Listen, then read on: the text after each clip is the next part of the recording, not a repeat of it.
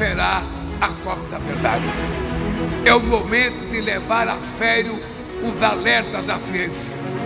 É hora de encarar a realidade e decidir se teremos ou não a coragem e a determinação necessária para transformá-la.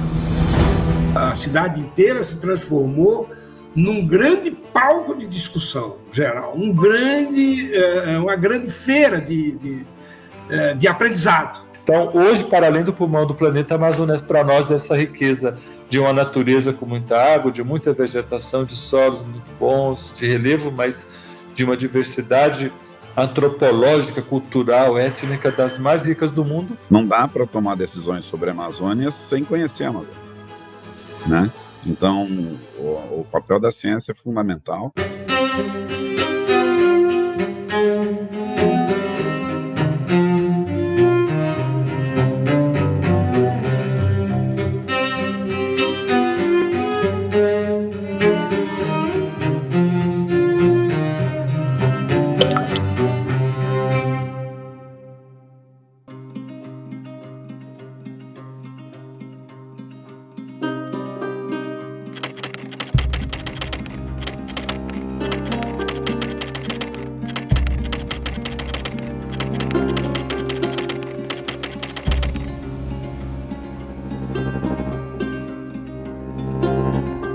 De fato, a Amazônia não é o pulmão do mundo, mas a Amazônia tem uma importância tremenda para a regulação do clima global, né? Principalmente garantindo estabilidade climática, a questão do controle do regime de chuvas, né, em grande parte da América do Sul, mas é importante citar essa importância da Amazônia para a regulação do clima global. A Amazônia tem um papel fundamental na biodiversidade do planeta, né? E o que dizer isso? A superfície da Terra é extremamente heterogênea em formas de vida. E essa heterogeneidade, ela vem assim, sendo cada vez, com o passar dos tempos e o avanço do capitalismo, da industrialização, da exploração da natureza, essa riqueza da biodiversidade vem sendo assim, drasticamente reduzida. Mas eu, como biólogo, tenho que citar, obviamente, a questão de ser o maior celeiro de biodiversidade do mundo, né? É uma área de mega diversidade.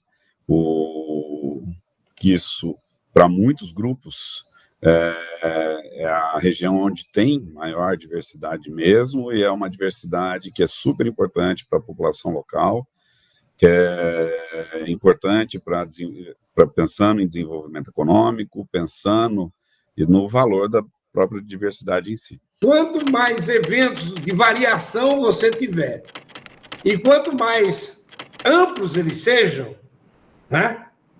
Maior a probabilidade na verdade, maior a incerteza, né? Deriva daí, né?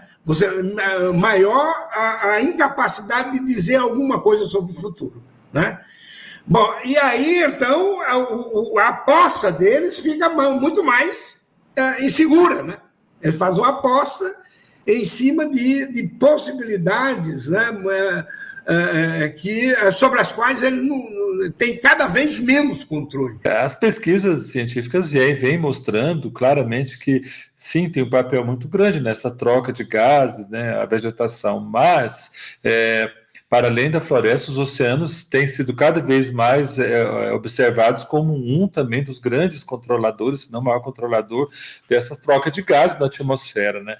Fora isso, a quantidade de outras superfícies na Terra que tem solos variados, que também tem papel importantíssimo. Então, a ideia de pulmão do mundo é uma ideia antiga, mas a Amazônia é o lugar no planeta onde há a maior quantidade de águas doces, na sua forma líquida, escoando por rios, por fontes variadas, na atmosfera e tudo. E isso é fantástico. Veja que nós, há décadas, falamos que os seres humanos poderão muito rapidamente vir a enfrentar uma guerra das águas, uma guerra da água doce. Então, esse reservatório de águas doces, desse bioma que tem sido degradado fortemente nos últimos anos, tem para a gente um grande sinal, e é para além do pulmão do planeta, que é o sinal de vida. Existiram, literalmente, dezenas de oportunidades de apresentação dessas possibilidades, de discussão em alto nível dessas possibilidades, em diferentes fóruns ao longo da COP. Dezenas. No nosso próprio pavilhão, tivemos no Amazon Day, por exemplo, mas não apenas, em outros dias, não é?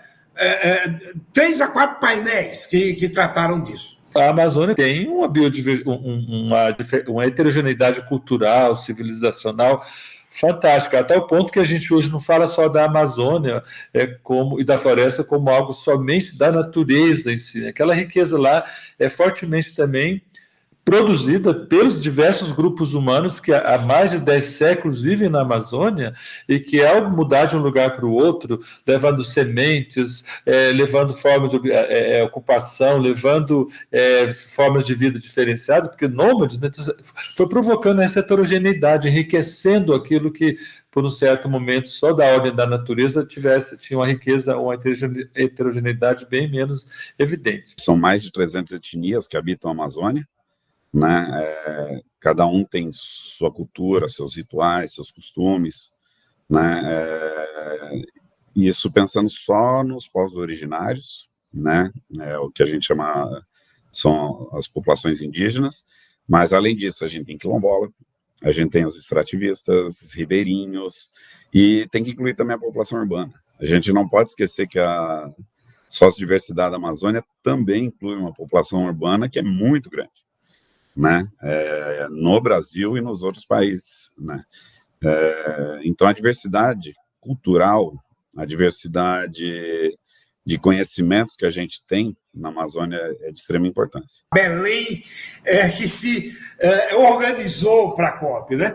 Existiram mecanismos, inclusive, focados nisso, em fazer essa interação entre o que se estava discutindo na COP, né? E as pessoas comuns, digamos assim, né? As pessoas que têm o seu cotidiano, claro, afetado pelas crises, mas não teriam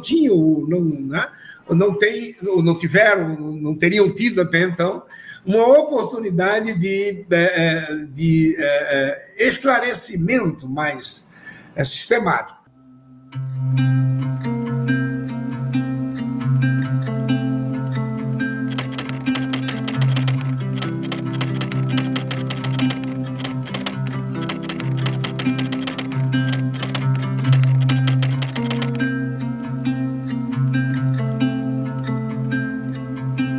Até o momento presente, a narrativa tomou como mais importante a Amazônia como recurso econômico. É um recurso que pode ser explorável no minério, nas essências naturais, na vegetação, na água doce, no próprio mão de obra de pessoas que ali estão, no trabalho humano. Eles nem pensam na Amazônia como recurso, só pensam em área para expandir outras atividades que vêm de um modelo econômico que eu diria que não deu certo, é deturpado. Não vai ser sustentável. Então, o que pode ser pensado como um avanço nesse momento, em que muito provavelmente em pouco tempo é um modelo que vai se mostrar inviável do ponto de vista, inclusive, econômico. Social já está se mostrando, né? A gente já conhece os efeitos danosos que esse desenvolvimento, que só pensa em ganho econômico, pode causar na sociedade. Esse olhar sobre a Amazônia como geradora de riqueza de um sistema econômico altamente depredatório, ela está no fim, ou ela deveria urgentemente estar no fim, essa lógica, né? Essa narrativa não pode continuar, ela é nefasta ao ser humano, ela é nefasta à nossa vida, porque uma vez que a Amazônia, vamos dizer, é completamente degradada, claro, em primeira instância, as populações que estão ali localizadas, as regiões mais próximas do Brasil, Venezuela, Colômbia, Peru, Bolívia, Equador, está todo mundo em volta dessa grande floresta, mas à distância, o mundo inteiro, né, uma vez que a Amazônia entra em deterioração completa, degradação final, e a gente não está muito longe disso, infelizmente, é a vida humana que realmente vai passar no planeta por situações realmente muito complicadas. No plano mesmo aí, de por exemplo, da questão das reduções de desmatamento e emissões por desmatamento, não é? A formação, né, paralela de alguns mecanismos de reforço ou de capacitação até, né, para limitar o processo de desmatamento. Então, tem um destaque o Fundo brasileiro de manutenção de florestas e tal, que foi proposto pelo Brasil. Ou a gente vai desenvolver formas de que essa riqueza que lá está na Amazônia, em pé, com animais e vegetais, com água, com relevo, com solo, e com os indígenas, os povos originários, os ribeirinhos que lá estão, mantendo a floresta em pé, ou nós estamos realmente apostando no fim da nossa condição nesse planeta. Tem uma coisa que também a gente tem que destacar, é o potencial da Amazônia para a questão do desenvolvimento econômico. É um ponto que eu particularmente não gosto de que seja o destaque principal, porque às vezes muitos setores econômicos focam nisso e acreditam que a Amazônia tenha que ser protegida, principalmente por esse motivo. E eu acho que, infelizmente, é uma visão um pouco distorcida da realidade. Os eventos de negociação diplomática e tal, Blue Zone, até mesmo, né, a Green Zone como uma coisa oficial de sociedade civil e tal, mobilizou os atores mais proeminentes, mais organizados da sociedade civil, ou sociedade política mesmo, mas que esteja fora da negociação. A Green Zone existe em todas as COPs, ela aqui também existiu e teve o burburinho da Green Zone. Aqui já teve uma diferença na história da Green Zone, que a Green Zone foi aberta. Aqui em Belém não foi, né? Aqui em Belém foi aberta. Então foi uma Green Zone muito mais viva e muito mais empolgante, né? Pulsante. Mas uma outra forma de desenvolvimento é possível? É óbvio que ela é possível, e ela tem sido apontada nas últimas décadas de maneira cada vez mais enfática. Eu vou me lembrar de um momento de alta discussão na COP 28, que foi em Dubai, lá estive, e o lançamento desse programa, cujo primeiro lema é restauração da Amazônia, restauração dos ambientes degradados. O termo restaurar. Restaurar significa atacar esses ambientes degradados da Amazônia, que já são muito extensos, mas não só no sentido de restaurar a vida da vegetação, a vida dos animais, mas restaurar as civilizações que também deram riqueza à heterogeneidade da biodiversidade amazônica. Então, a complementaridade que a gente esperaria para pensar numa Amazônia sustentável e inclusiva, economicamente viável e rica, de longo prazo, talvez não esteja acontecendo hoje. E talvez tenha uma visão equivocada de que esse grupo que pensa na floresta como recurso econômico esteja vencendo esse caminho. É uma economia diferenciada, é uma economia com a mata em pé, com a floresta em pé, com os indígenas, os povos originários lá dentro, uma outra economia que aposta na riqueza que aquilo lá tem sem degradar.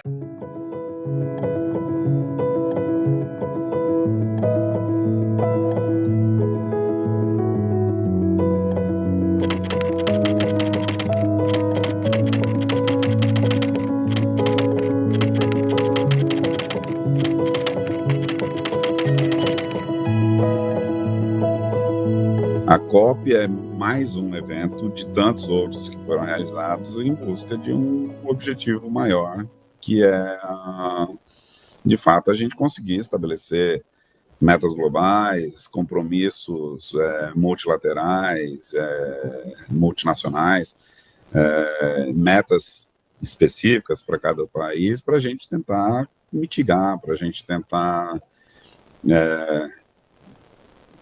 tratar da questão climática de uma forma mais séria. Então, a vinda da COP para lá vai ser essa grande oportunidade de o mundo ver uma outra Amazônia que é fruto do desmatamento, do interesse capitalista desenfreado do desmatamento, da exploração mineral desenfreada, acabando com rios, acabando com a vida dos rios, acabando com as populações indígenas, matando pessoas de fome, muitas vezes de doenças transmissíveis com contaminação de água.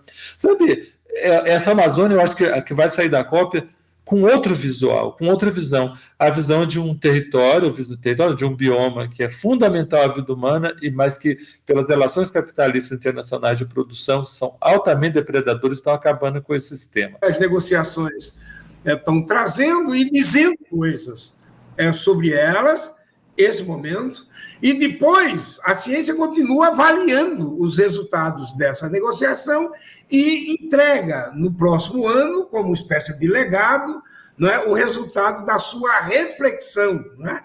Da sua reflexão ali colada ao processo. Não é? Isso é muito novo e muito importante, entendeu? Importante para todo mundo, importante para as negociações, importante a ciência como ator presente. Existe espaço para gerar regulamentações mais rígidas, né?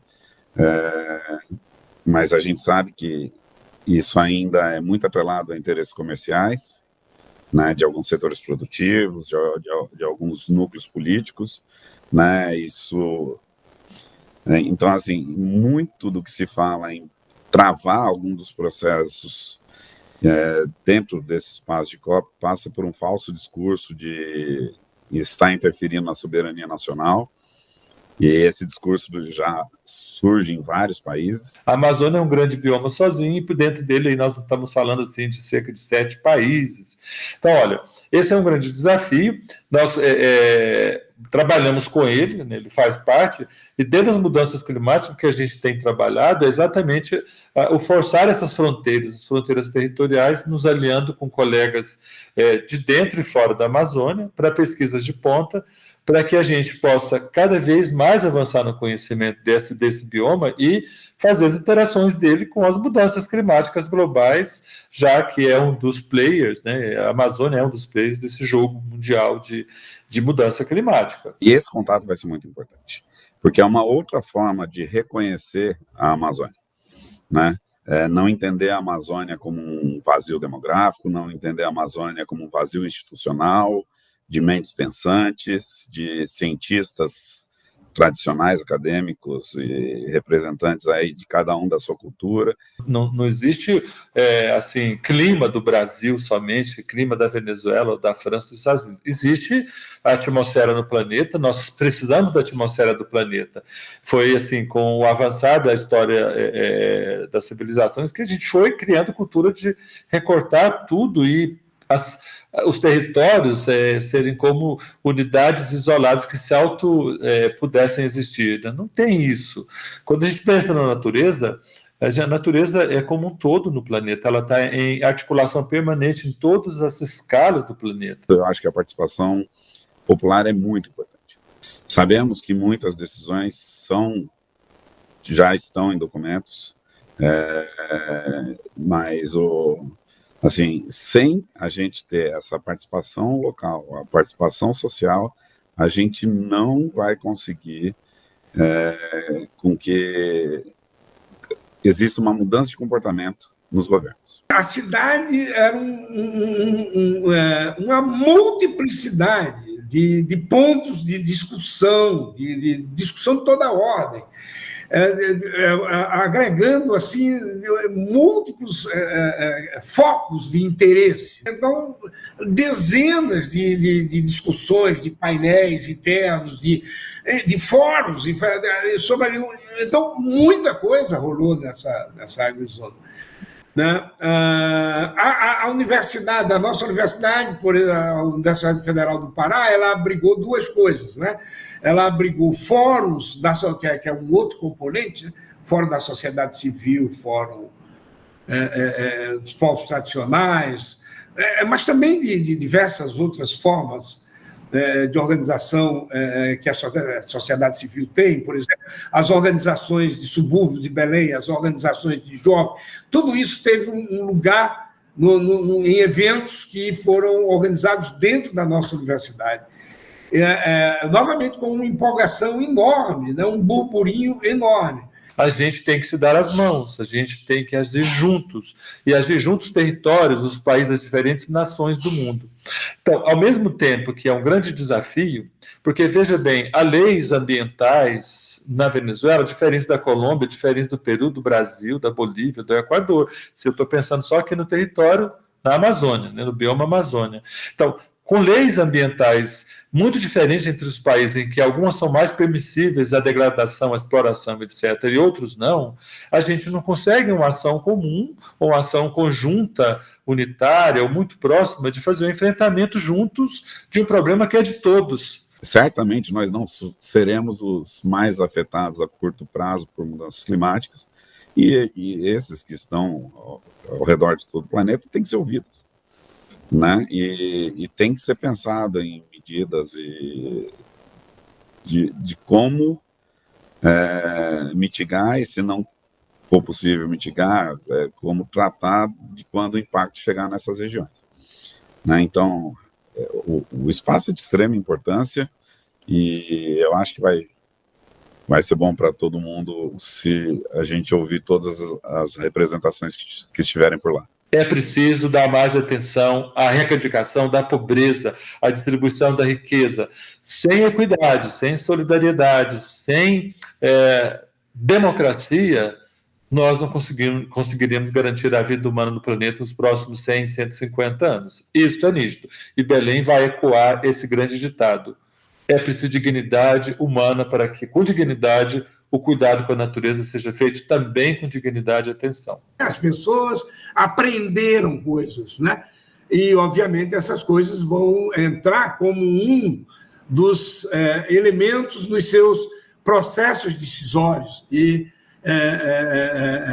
nas suas formas de ação, com certeza. E aí você tem a COP30, não é, deixando um legado. Para enfrentar o colapso climático, a gente tem que se dar as mãos dos países, dos territórios, é fundamental. Mas eu espero que, por conta da junção de diferentes visões, diferentes mundos no mesmo local, né? A gente, de fato, precisa de mecanismos de financiamentos climático mais claro, mais efetivos, mas também tem que chegar na ponta, tem que chegar na população.